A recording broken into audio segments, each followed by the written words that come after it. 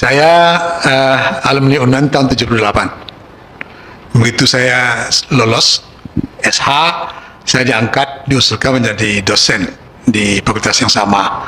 Pada saat saya melengkapi transkrip saya, ada stambuk buku gede yang memperlihatkan perkembangan akademik saya setiap tahun.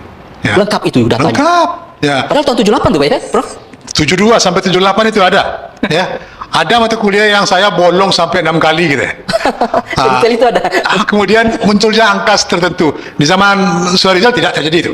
Karena di zaman saya itu, begitu ujian, masuk amplop, tak ada berita acara.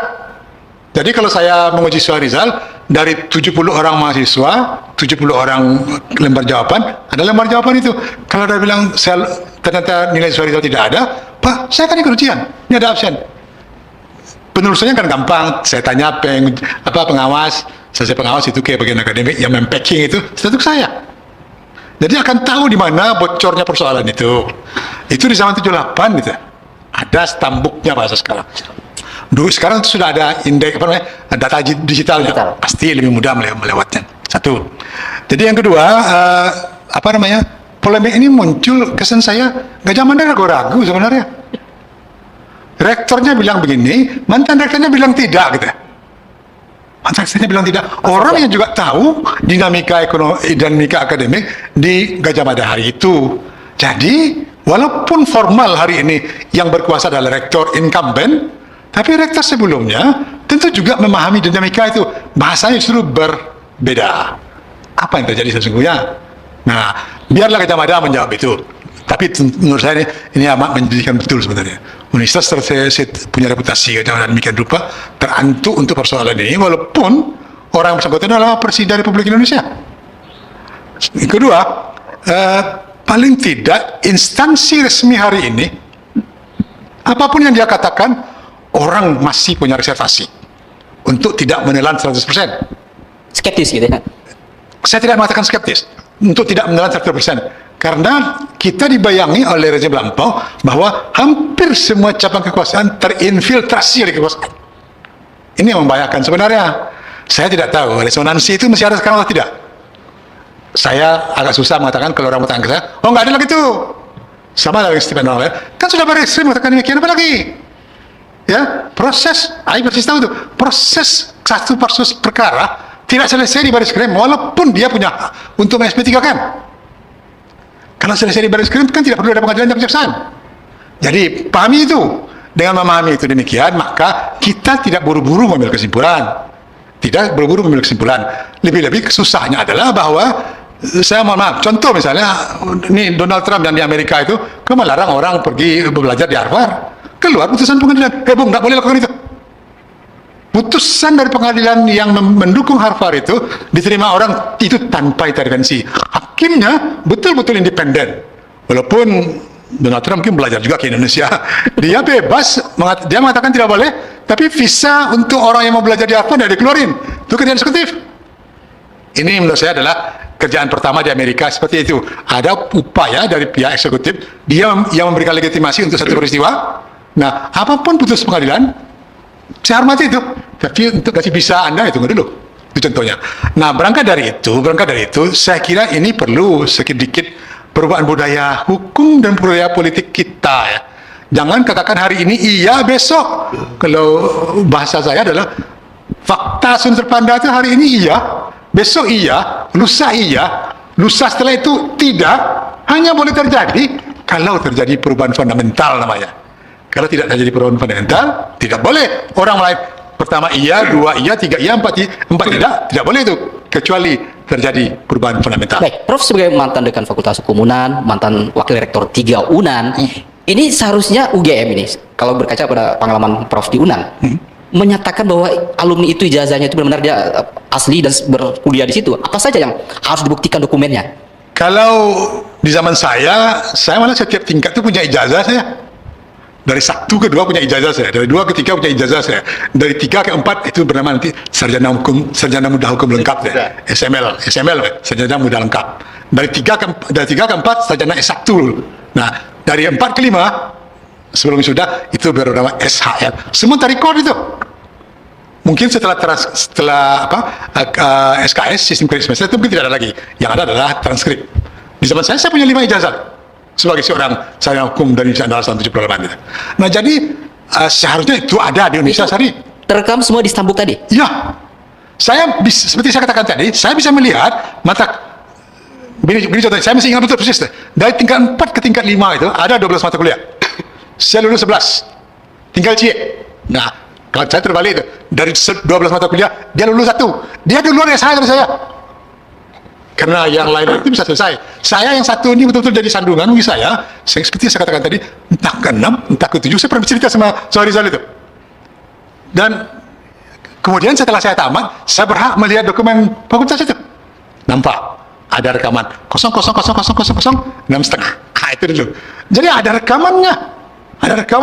Saya mengharapkan UGM bilang begini, ini loh, selesai itu.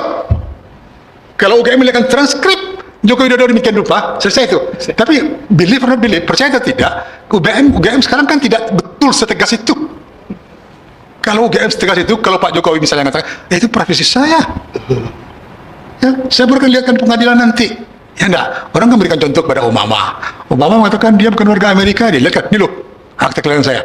Saya adalah native born of United States of America. Ada akta kelahiran. Clear. Nah, saya tidak tahu nih, mungkin ada trik-trik politik tertentu. Baik, Prof. Ini selain stambuk tadi, biasanya ijazah asli lulusan ada juga di fakultas masing. Halo teman-teman semua, kembali lagi bersama saya di channel ini. Salam NKRI, harga mati. Nah, teman-teman semua, di mana kita melihat mantan dosen membuka suara mengenai kepalsuan ijazah Pak Jokowi dan begitu juga Ova Emilia. Nah, teman-teman semua, gimana kelanjutannya? Mari kita bahas bersama. Nah, dan juga bagaimana tanggapan mengenai video berikut ini. Nah, di sini dikatakan teman-temannya, dalam sebuah tanggapan masyarakat kita, jebloskan Ova yang bikin kotor UGM dalam NKRI. Nah, itu sangat bagus ya teman-teman. Gerakan terus struktur dan sistematik neo PKI harus dibongkar habis. Nah, terima kasih Prof atas keberaniannya yang untuk menyampaikan kebenaran dan keadilan supaya yang sudah diruntuhkan oleh rezim Jokowi dan antek-anteknya. Nah, teman-teman, ini sangat menarik ya pembahasannya ya. Nah, mahasiswa UGM harus berani melawan rektor UGM yang tidak transparan. Nah, inilah orang-orang Minang yang waras dan berpendidikan, enggak seperti Valdo Maldini yang anak pesisir selatan yang hilang akal sehatnya untuk mendukung kepalsuan ijazah Jogi maju terus Prof. Contoh tuh, mantan Presiden Obama diragukan kewarganegaraan, langsung tunjukkan akte kelahiran aslinya. Kalau memang ijazah Jokowi palsu, rektor UGM harus diperiksa lalu ditangkap biar UGM kembali baik seperti semula. Yang pasti kalau di tahun 80-an foto ijazah tidak boleh pakai kacamata, dan itu juga aturan karena saya lulusan tahun 1983, jadi saya pastikan kalau foto pakai kacamata pasti itu sudah jelas palsu. Nah, di dalam sebuah komentar ini teman-teman ya, kalau dalam tahun 90-an tidak boleh menggunakan kacamata di dalam foto ijazah. Nah, yang paling sulit itu adalah mencerdaskan para ternak Mulyono di Nipu Negoro. Nah, mantap Prof, teruslah bersuara kebenaran. Siapapun yang terkait memalsukan ijazah palsu Jokowi, tangkap oknum yang melibatkan memalsukan dokumen, harus dipenjara. Prof Firman, ia memang sudah di-setel sama UGM yang tidak penting ijazahnya asli, diuji kebenaran, apalagi orang UGM. Kanti Kapolri minta pada Kapolri baru untuk menyelesaikan secara tuntas dan jujur. Selama masih belum diganti, nggak akan selesai masalah semua ini. Nah, kalau asli mudah, simple, nggak ribet. pasti RRT sudah segera ditangkap, tapi sebaiknya lalailah anti subahan. Nah, tolong hentikan kebohongan dan kezaliman Jokowi. Gibran jauhkan mereka dari pemerintah Indonesia selamanya. Nah, betul kata Pak Prof, tinggal tunjukkan ini loh ijazah saya, tapi masalahnya Jokowi ngablek orang ijazah. Sebenarnya yang melindungi orang-orang berbohong, melindungi ijazah palsu Jokowi. Nah, seperti OVA yang periksa adili pecat rektornya. Nah, OVA yang dari UGM yang melindungi ijazah palsu Jokowi ini,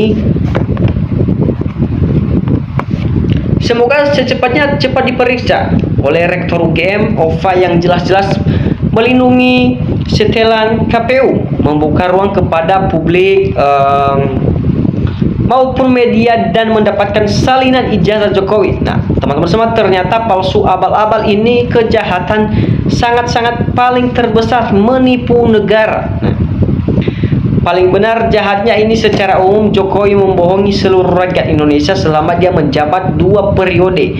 Nah, Indonesia ini miris sekali, sangat-sangat menipu negara maupun seluruh rakyat Indonesia. Nah, teman-teman semuanya, di mana semua bukti-bukti dan semua mantan dosen di UGM itu semua perlahan akan membuka suara bagaimana tentang kepalsuan ijazah Jokowi ini, teman-teman ya. Kalau saya punya ijazah, saya tunjukkan ijazah saya. Kalau ada yang bilang palsu, saya akan tuntut dia. Kalau ijazah saya ternyata palsu, saya tuntut kampusnya karena saya merasa kuliah dengan benar. Nah, itu sangat benar, ya teman-teman ya. Ya, satu tanggapan itu membuat kita satu motivasi buat kita sana.